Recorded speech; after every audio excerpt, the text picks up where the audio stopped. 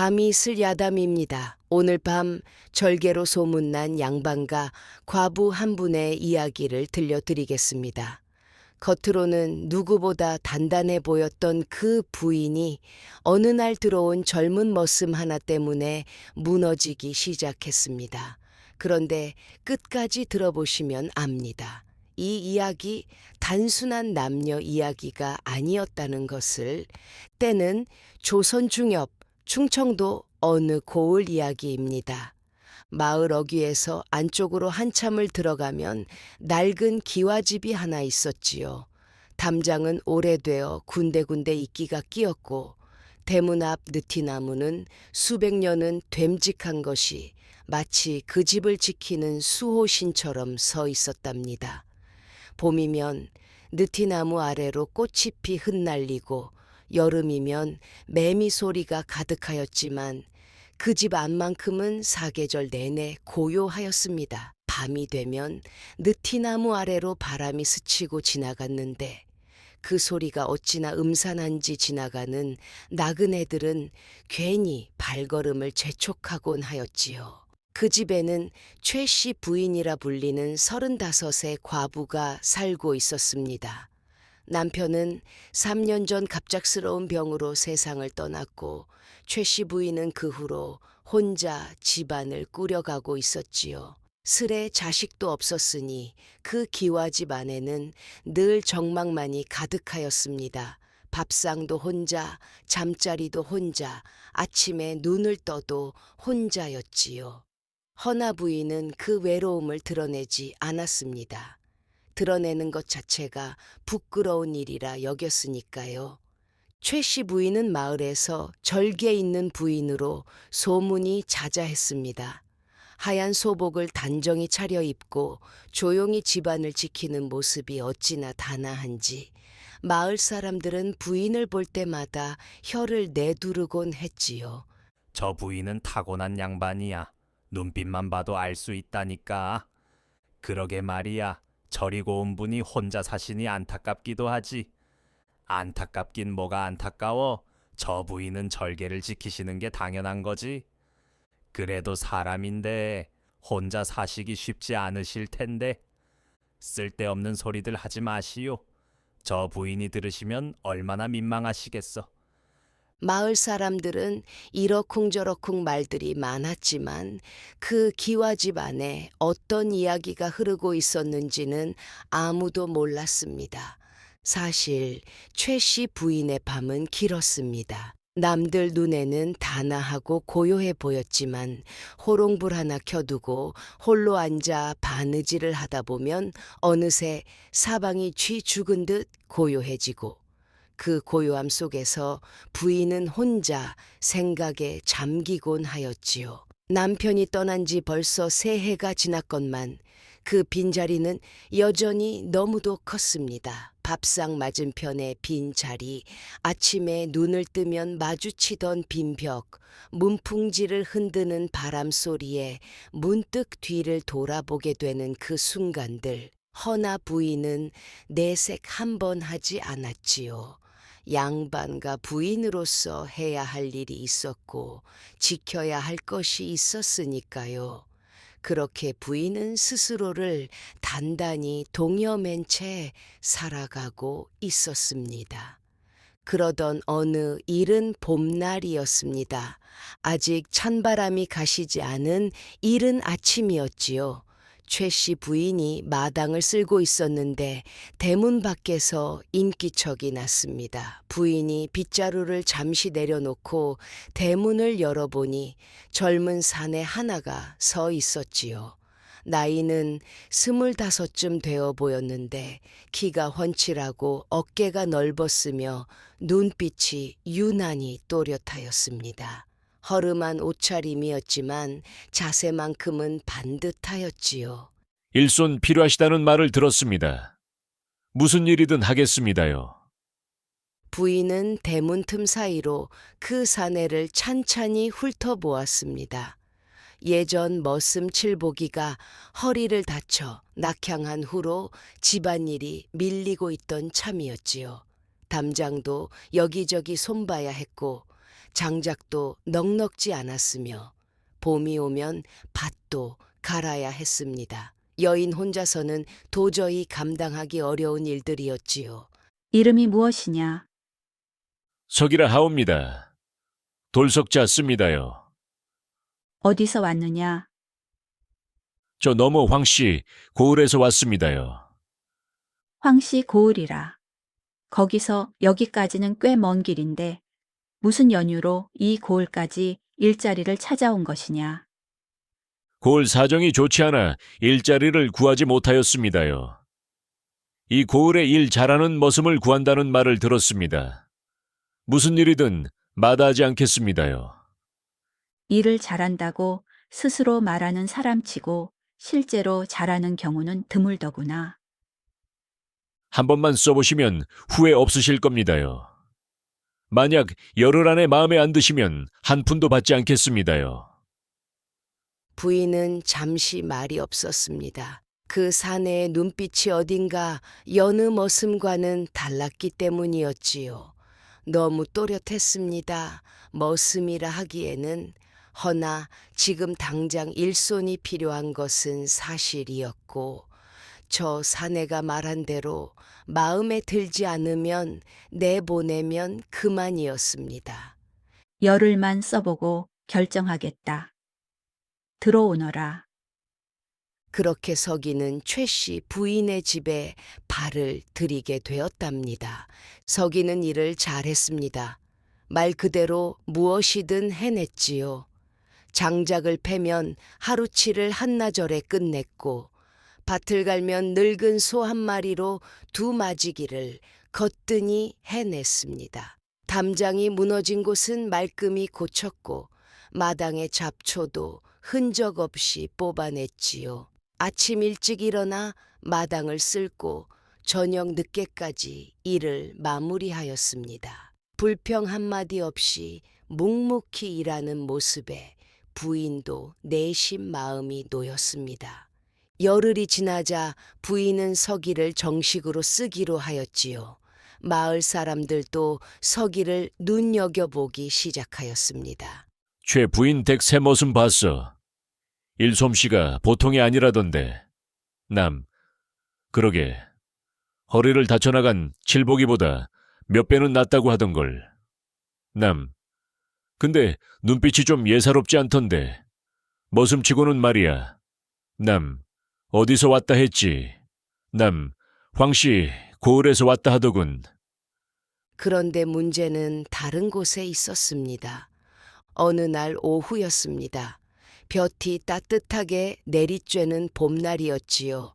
부인이 안채에서 바느질을 하고 있었는데 창문 너머로 서기가 우물가에서 우통을 벗고 몸을 씻는 모습이 눈에 들어오고 말았지요. 봄볕 아래서 땀을 씻어내는 서기의 모습은 부인이 차마 오래 볼 수 없는 것이었습니다. 부인은 황급히 고개를 돌렸습니다. 가슴이 이상하게 두근거렸습니다. 부인은 스스로도 당황스러웠지요. 3년을 꼿꼿이 버텨온 마음이 흔들리는 것만 같아 부인은 바느질감을 내려놓고 눈을 감았습니다. 눈을 감아도 방금 본 모습이 자꾸만 머릿속에 떠올랐지요. 부인은 자리에서 일어나 찬 물로 세수를 하였습니다. 그래도 두근거림은 쉽게 가라앉지 않았답니다. 그날 밤 부인은 쉽게 잠들지 못하였습니다. 호롱불을 끄고 누워도 눈이 말똥말똥하였지요. 이런저런 생각들이 꼬리를 물었습니다. 부인은 스스로를 나무랐지요.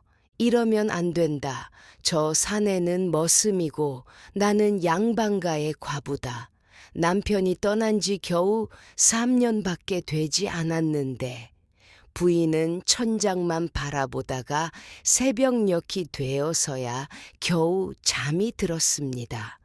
그런데 문제는 그 이후였습니다. 다음 날도 그 다음 날도 부인은 자신도 모르게 서기가 있는 쪽으로 눈이 가고 있었지요. 일부러 보려는 것이 아니었습니다. 그런데 어느새 창문 너머로, 담장 너머로 눈이 먼저 움직이고 있었습니다. 부인은 그때마다 고개를 돌렸지요. 그리고 스스로를 또 나무랐습니다. 그렇게 보름이 지났을 무렵이었습니다.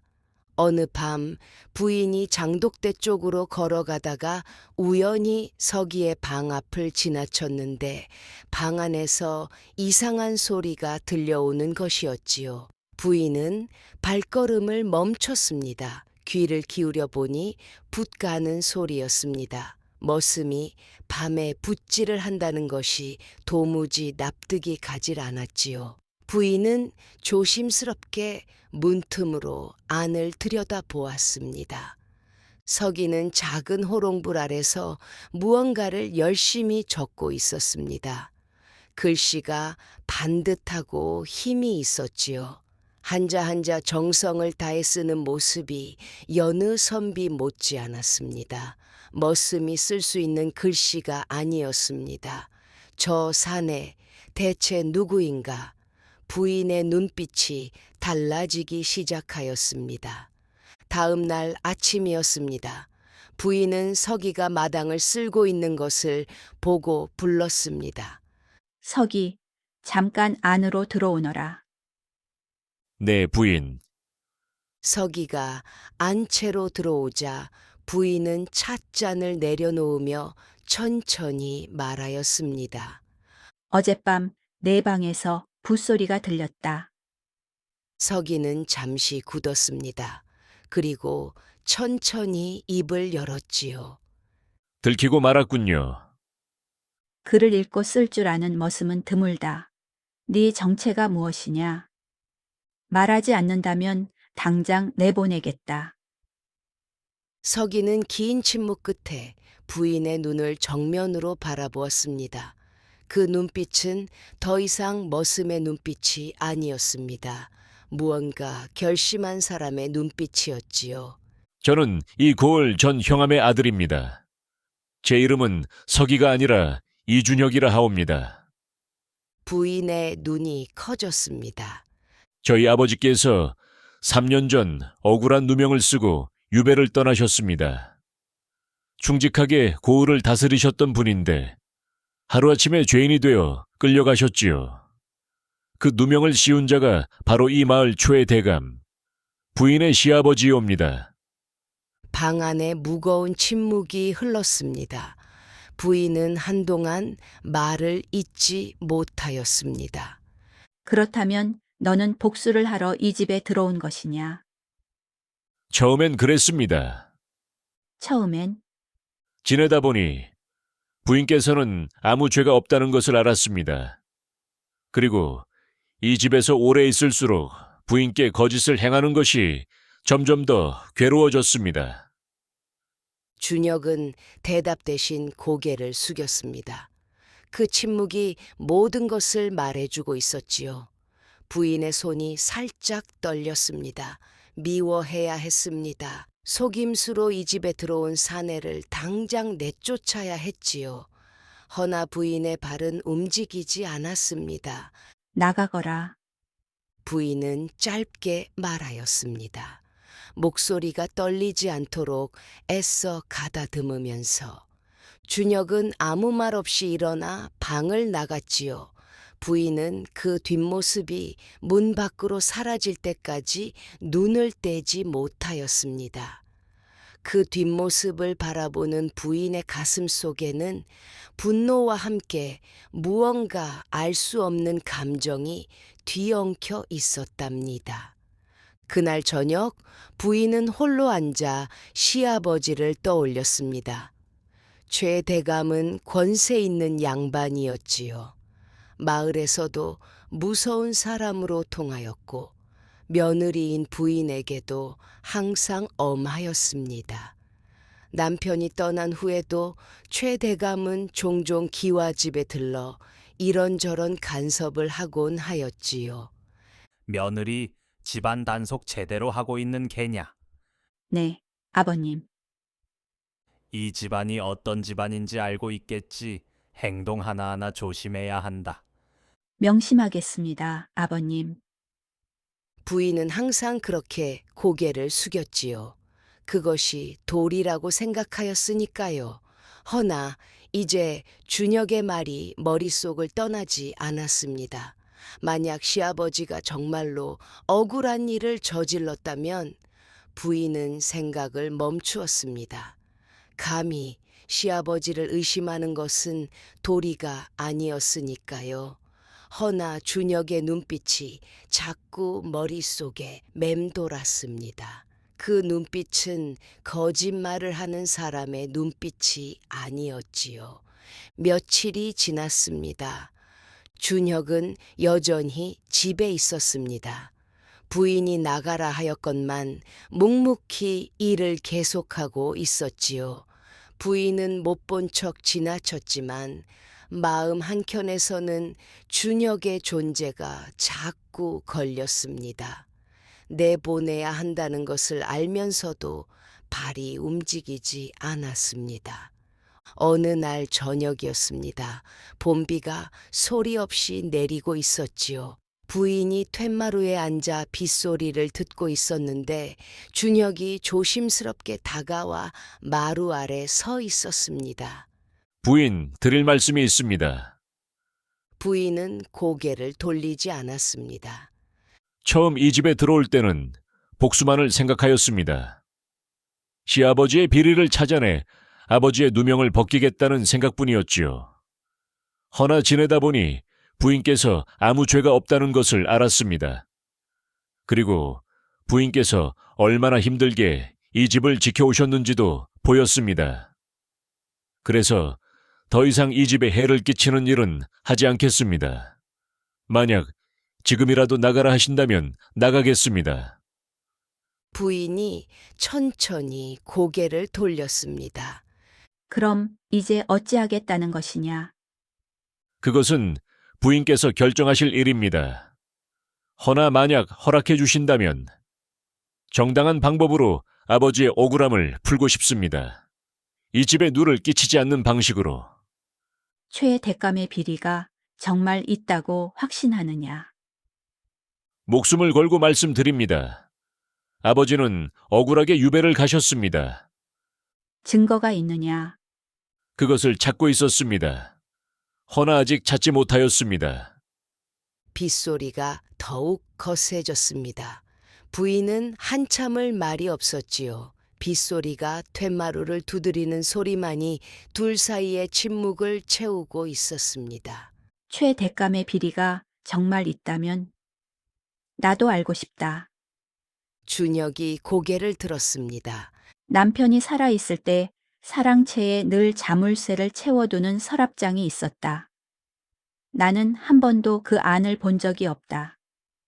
남편에게 물어볼 수도 없었고, 혹시 그 안에 무언가 있을지도 모른다. 부인, 정말이십니까? 내가 자물쇠를 열어주겠다. 허나 명심하거라. 만약 아무것도 없다면 너는 이 집을 영영 떠나야 한다. 알겠습니다. 그리고 부인, 감사합니다. 그날 밤 두 사람은 사랑채로 향하였습니다. 부인이 남편의 유품 상자 깊은 곳에서 찾아낸 작은 열쇠로 자물쇠를 열자 묵직한 문서함 뚜껑이 열렸습니다. 안에는 오래된 문서들이 가득하였지요. 준혁은 떨리는 손으로 하나하나 펼쳐보기 시작하였습니다. 시간이 흐를수록 준혁의 표정이 굳어갔습니다. 이것이 바로 제가 찾던 것입니다. 부인, 무엇이 적혀 있느냐? 최 대감이 수년에 걸쳐 백성들의 땅을 빼앗은 기록입니다. 그리고 여기에는 저희 아버지에게 누명을 씌운 경위가 낱낱이 적혀 있습니다. 아버지가 대감의 비리를 알게 되자 대감이 먼저 손을 써서 아버지를 영모로 몬 것이었습니다. 부인은 그 문서들을 보며 눈을 감았습니다. 남편은 알고 있었던 것이었지요. 아버지의 죄를. 그리고 그것을 숨기고 살았던 것이었습니다. 어쩌면 그 무게가 남편의 병을 앞당겼는지도 몰랐습니다. 부인은 가슴이 먹먹하였습니다. 이것을 관에 넘기면 시아버지는 죄값을 받으실 것입니다. 부인, 결정이 쉽지 않으실 것입니다. 시아버지이시니까요. 하지만 알겠다. 내가 직접 관에 넘기겠다. 부인, 억울하게 떠난 사람이 있다면 그 억울함은 풀어주어야 한다. 그것이 사람의 도리다. 시아버지라도 잘못한 것은 잘못한 것이다. 이튿날 이른 아침 최 씨 부인은 차갑게 내린 이슬을 밟으며 관아로 향하였습니다. 마을 사람들은 부인의 모습을 보고 수군거렸습니다. 이른 아침에 초의 부인이 어딜 가시는 거야? 글쎄, 관아 쪽으로 가시는 것 같던데. 관아? 무슨 일로? 관아의 조사가 시작되었고 최 대감의 죄가 낱낱이 밝혀졌습니다. 수십 년에 걸쳐 백성들의 재산을 빼앗고 억울한 사람들에게 누명을 씌운 죄가 모두 드러났지요. 마을은 발칵 뒤집혔습니다. 최대감이 그런 짓을 해왔단 말이야? 그 며느리가 고발을 했다고? 아니, 며느리가 어떻게 시아버지를 절개 있는 부인인 줄 알았더니 말들이 많았지요. 허나 정작 최 씨 부인은 담담하였습니다. 오히려 마음이 전보다 가벼웠지요. 3년을 지켜온 것은 절개가 아니라 그저 살아가야 했기 때문이었다는 것을 이제는 알았으니까요. 그리고 진정으로 옳은 일이 무엇인지도. 억울하게 유배를 떠났던 준혁의 아버지는 마침내 누명을 벗고 고향으로 돌아올 수 있게 되었습니다. 준혁은 떠나는 날 아침 부인 앞에 깊이 고개를 숙였습니다. 부인의 은혜는 평생 잊지 않겠습니다. 부인이 아니었다면 아버지는 유배지에서 생을 마치셨을 것입니다. 은혜랄 것도 없다. 옳은 일을 한 것뿐이니 부인, 한 가지만 여쭤봐도 되겠습니까? 말하거라. 후회하지 않으십니까? 시아버지를 고발하신 것이. 후회? 아니다. 오히려 처음으로 내 뜻대로 한 일이라 마음이 편하다. 준혁은 한참을 부인의 얼굴을 바라보았습니다. 말하지 못한 것들이 그 눈빛 속에 가득하였지요. 부인도 알고 있었습니다. 허나 두 사람 모두 그것을 입 밖으로 꺼내지 않았답니다. 꺼낼 수 없었으니까요. 아직은. 봄이 깊어지던 어느 날 준혁은 조용히 마을을 떠났습니다. 느티나무 아래 그 낡은 기와집은 다시 정막 속으로 돌아갔지요. 봄바람만이 대문 앞을 쓸고 지나갔습니다. 부인은 그 바람을 맞으며 오랫동안 대문 앞에 서 있었습니다. 무언가를 잃은 것도 같았고 무언가를 얻은 것도 같았습니다. 봄볕이 따스하게 내리쬐었지만 부인의 눈끝은 촉촉하였지요. 여름이 가고 가을이 왔습니다. 느티나무 잎이 붉게 물들기 시작하던 어느 날이었습니다. 대문 밖에서 인기척이 났습니다. 부인이 나가보니 준혁이 서 있었습니다. 이번에는 머슴 차림이 아니었지요. 반듯한 두루마기를 입고 옆에는 나이든 어르신이 함께 서 계셨습니다. 준혁의 아버지, 이 형암이었지요. 부인, 다시 찾아왔습니다. 아버지를 모시고 왔습니다. 직접 인사를 드려야 한다 하셔서요. 이 형암이 부인 앞에 깊이 고개를 숙였습니다. 부인께서 아니었다면 이 늙은이는 유배지에서 생을 마쳤을 것입니다. 이 은혜, 어찌 다 갚을 수 있겠습니까? 부인의 용기 덕분에 살아 돌아올 수 있었습니다. 고개를 드십시오, 어르신. 제가 한 일은 그리 대단한 것이 아닙니다. 다만 옳다고 생각한 것을 했을 뿐이지요. 부인, 저도 드릴 말씀이 있습니다. 준혁이 부인 앞에 섰습니다. 가을 바람이 느티나무 잎을 흔들었지요. 부인, 저는 이 집에 처음 발을 들이던 날부터 지금까지 단 하루도 부인을 잊은 날이 없었습니다. 세상이 뭐라 하든, 마을 사람들이 뭐라 하든, 제 마음은 변함이 없습니다. 부인과 함께하고 싶습니다. 부인은 오랫동안 대답하지 않았습니다. 느티나무 잎 하나가 바람에 떨어져 부인의 발 앞에 내려앉았지요. 그리고 첫눈이 내리는 날이었습니다. 온 세상이 하얗게 덮이던 그날, 두 사람은 조용히 혼례를 올렸습니다. 마을 사람들은 또 수군거렸지만 첫눈처럼 새하얗게 내려앉은 그날의 기억은 두 사람의 마음속에 평생 남았답니다. 그 낡은 기와집에는 다시 온기가 돌기 시작하였습니다. 오랫동안 비어있던 밥상 맞은편 자리에 누군가가 앉았고 아침에 눈을 뜨면 마주치는 빈 벽자리에 누군가의 온기가 채워졌지요. 부인은 그제야 알았습니다. 3년 동안 자신이 지켜온 것이 무엇인지를. 그것은 절개가 아니라 언젠가 찾아올 진심을 기다리는 마음이었다는 것을. 오늘 이야기는 구전으로 전해지는 야담을 각색한 것입니다. 절개와 진심 사이에서 흔들린 한 여인, 그리고 복수를 위해 들어왔다가 진심을 얻게 된 한 사내의 이야기. 여러분은 어떻게 보셨나요? 살면서 옳은 것과 도리 사이에서 고민하셨던 적 있으신가요? 댓글로 나눠주세요. 밤이슬 야담이었습니다.